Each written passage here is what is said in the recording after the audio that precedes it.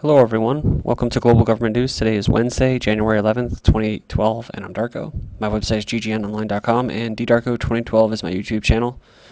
Last video, the first video, I covered the economy, and we kind of finished up with some of the effects. I mean, people, Saudi, I guess you call higher up, or elitist, or aristocrat, selling his son because, their standard of living is dropping. And then in Greece, just, kind of like the baby on the church doorstep type thing.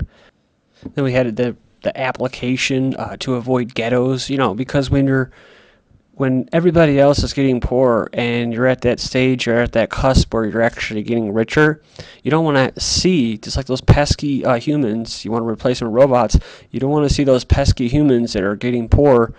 And, I mean, you shouldn't feel guilty, I guess, but at the same time, it's just kind of ironic that all these things are coming out, like the McDonald's spray, right? The DNA spray to spray people that are trying to steal McDonald's. Now, I've mentioned this before. If you're eating McDonald's every day, either and you can afford other food, and maybe you need to just change your habits. But, I think of that one movie, with, I think it's not Billy Madison, but with Adam Sandler, Big Daddy, where the homeless guy is trying to get McDonald's and stuff like that. And, poor people may survive on that, especially homeless people. And so if they can't somehow scrap up enough change or enough money, they may be stealing. Now, I've covered that too, three things to survival. You can produce your own stuff. You can, like a farm, you can A or B, you can go work. If you can't do that, you're going to have to steal. So they got that all covered, right? And they put a little sign out there that you're going to get a DNA spray. So the noose is tightening here. And it says here, trained marksmen will be watching NATO G8 dignitaries, protesters. So, in Chicago, which is going to become possibly the 51st state, so the world's most important leaders, they're going to converge on Chicago for the G8 and NATO summit to decide your fate and your future. So will the most elite marksmen. Federal and state SWAT teams have been canvassing buildings along Michigan Avenue, the Loop, McCormick Place, and O'Hare International Airport, looking for the right spots to view streets, sidewalks, and nearby buildings. They'll be able to shoot the head out of a nickel from 500 feet, according to a source close to planning the events. Holy moly, I just saw this first comment. Look at this. Hosting this event will set a precedent for high-level conferences, both here and abroad. Chicago, the city that works, can show the world how to manage dissent and protesters. I completely agree with the extraordinary law enforcement protocols being put into place. World leaders need this increased protection because they are viewed as the enemy of the middle class, and it all takes is this one mentality, ill malcontent, to ruin an event. I think of Gabriel Giffords and the tragedy where so many were killed or injured by a solitary madman. So there's that elitist attitude for you right there. That's where it's going, guys. And it could be like the one in Canada or Pittsburgh where they were actually abducting people off the streets, like sedans rolling up in military uniforms, just abducting protesters, peaceful protesters on the street. Or even in the UK, they were in their in that little square, singing peace songs and stuff like that, and all of a sudden they were just getting abducted. Training exercise startles locals. So this is another thing. They're getting ready. I mean, if people don't know that this is coming, then you should just take this as a humongous warning. It may have looked like they were ready for war, or some deranged person looking for his late Social Security benefits. Training exercise startles locals. And here's where they're going to calm you down. But it was only the Federal Protective Service officers with the U.S. Department of Homeland Security who were conducting a random training operation early Tuesday morning when they surprisingly showed up at the Social Security Administration office in downtown Leesburg with their blue and white SUVs circled around the Main Street office. At least one official was posted on the door with a semi-automatic rifle, randomly checking identifications, and other officers with some canines sifted through the building. I thought someone was upset about not getting their checks, said Laura Kelly, who took a friend to the office on Tuesday. According to Homeland Security officials, D.C. office Operation SHIELD is an effort that uses routine, unannounced visits by FPS inspectors who test the effectiveness of contract guards or protective security officers detecting the presence of an unauthorized person or potentially disruptive or dangerous activities, i.e., you're no longer getting your Social Security checks or whatnot, and you start causing a ruckus. Homeland Security is also watching Twitter and social media. Says Reuters reporting U.S. Department of Homeland Security Command Center, or Fusion Center pretty much, routinely monitors dozens of popular websites, including Facebook, Twitter, Hulu, WikiLeaks, and news and gossip sites, including the Huffington Post and Drudge Report, according to a government document. Quote, a privacy compliance review issued by DHS last November said that since at least June 2010, its National Operations Center has been operating a social networking media capability which involves regular monitoring of publicly available online forums, blogs, public websites, and message boards.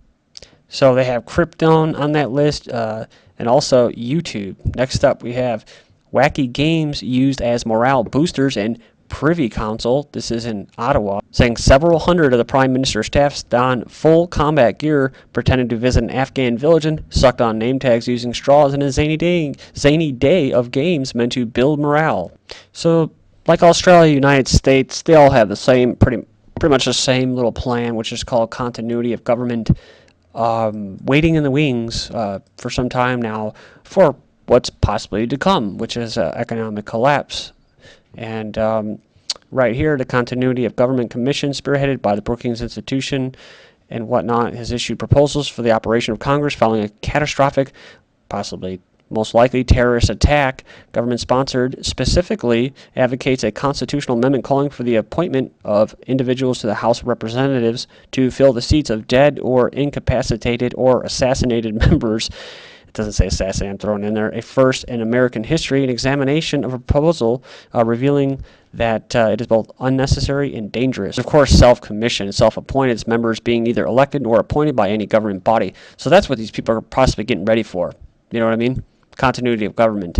Ex-Blackwater firm gets a name change. Again, this is from actually 12/12 last year, but I thought I included in here. A private security contractor known as Blackwater renamed itself Z Services nearly 3 years ago. Now the firm is rebranding itself again and is going to be called Academy. So Portuguese government looks for Freemasons among politicians. It says here Portuguese Prime Minister Pedro Passos Coelho gave the Ministry of Internal Administration, equivalent to MSW, guidelines for the obligations of persons holding high positions in government to disclose whether they belong to a Masonic lodge. It said the Portuguese newspaper reminds that even the Prime Minister on Wednesday denied that the Passos Coelho would require persons holding high public office to disclose whether they belong to Masonic lodges. Then it goes on here and it says that there was a de facto investigation of alleged links with representatives of the Portuguese Freemasonry intelligence services of the country, as well as top politicians, including MPs of Parliament. Down here says that there was evidence that the Portuguese Freemasonry still has strong influence, and the security services said on Tuesday in Parliament. And in January, membership in Masonic lodges confirmed the parliamentary heads of the biggest clubs in Portugal, Luis Montenegro with the Social Democratic Party and Carlos Zorino of the opposition Socialist Party. Next up, we have DEA helped Colombian drug trafficker launder cash, says new report. Says undercover agents with the USDA DEA, working with their Mexican counterparts, helped transfer millions of dollars in drug cash and even escorted a shipment of cocaine via Dallas to Spain. Says the covert activities were undertaken as part of an operation to infiltrate, prosecute a major Colombian-Mexican narco-trafficking organization, moving cocaine from Colombia to Mexico and the United States. I've covered this so many times about the big banks in the United States laundering drug money with from the Mexican drug cartels, and then we have the Fast and Furious. Oops, sorry. Mafia is now Italy's biggest bank, and they're squeezing the life out of small businesses, quite literally. It says here the report said that every minute of business or commercial activity was directly affected by organized crime, with no part of the country escaping, and with a surge of activity in the capital of Rome. It says here that intimidation and murder, this Mariano Baccio Terracino was shot dead in 2009. It said here a classic mafia-style public hit intended to spread fear and keep control. Italian police launched manhunt for motorcycle duo who murdered Chinese immigrant and his baby. It says Italian police are hunting two men who executed a Chinese immigrant and his baby daughter on Rome Street. It says his family were targeted by two men on a motorcycle shortly after he closed his coffee bar and money transfer business in the southeast of the city last Thursday. The men were wearing helmets and demanded over 5,000 euros. When the man refused, one of the men fired 3 shots, hitting Mr. Zhang in the stomach and his 6-month-old daughter, Joy, in the head.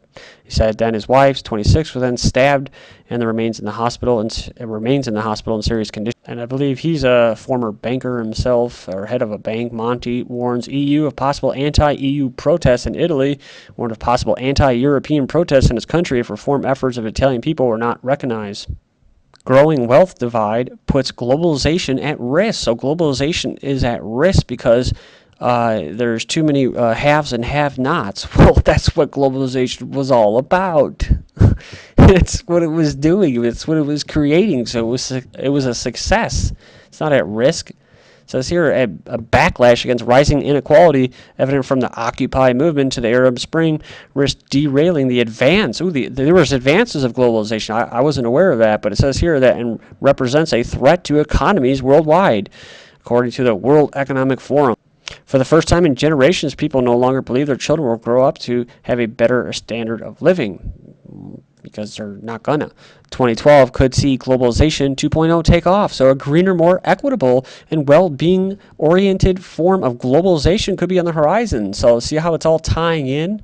So the nice greening, which is synonymous with eugenics and population control. Obama to promote insourcing of jobs. So now that we've outsourced all those jobs, and we got desperate Americans, like I commented on Facebook, that are ready to just bend over backwards and just whatever to put food on the table. Well, come on, yeah, we want to create jobs now in America. So you like that? It says here Britain may have to pay billions more into IMF, says Oz, but he stressed that any extra funds must be used for general purposes, like in Greece where they're using it to buy jets and stuff, the military. So some of the positive effects of globalization are this. British workers are being forced out by the numbers of people coming in from overseas, reports have now proved. The UK should leave the European Union. Many argue that the European Union has become an unaccountable, undemocratic federation with too many powers. According to the poll, it says here, then we have Obama plans change an immigration rule on waivers. It said here that the waiver approved in advance would reduce the time they are out of the country from months to days. Or DHS launches hotline for jailed immigrants who believe they are victims of a crime or maybe U.S. citizens. Survey says Latino voters sticking with Obama and Democrats. McCurry University teaching migrant students how to use the toilet correctly. Opposition citizenship spokesman said migrants should be taught to use deodorant and wait in line, Daily Telegraph reported, and they have a little chart there. UK death rate similar to African nations. Experts also stressed that elderly people who had to handle hard manual work would die sooner, while young inhabitants often turn to drinks and drugs due to high rate of unemployment in the country. It says here that also declare that poor diet and air pollution affects the lives of the people living in the country. So i.e. air pollution, I don't know, chemtrails maybe, poor diet, can't afford nice food. Brain function can start declining as early as age 45. Part of that air pollution is spraying aluminum particles, and it's getting in your brain, possibly causing Alzheimer's along with all the other stuff that's in the air. Brain pacemaker to treat depression. So in this brave new world, there's no room for depression or sadness. You must be happy all the time with your enslavement. So it says here that this patient can be implanted with a medical device called a brain pacemaker. It sends electrical impulses to specific parts of the brain. Also in this brave new world, we have what? New drug that lets you enjoy a drink without getting drunk and wake up without a hangover, at least if you're a rat. It says the test is now going to humans. Assisted dying.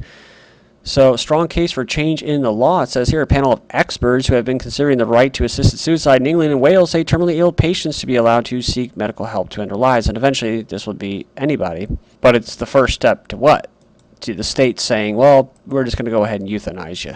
Because your cognitive abilities are going away at age 45 and you're depressed. Russia, Iran proceed with bilateral trade, drop dollar, and Russia warships park in Syria. Iran accelerates nuclear enrichment.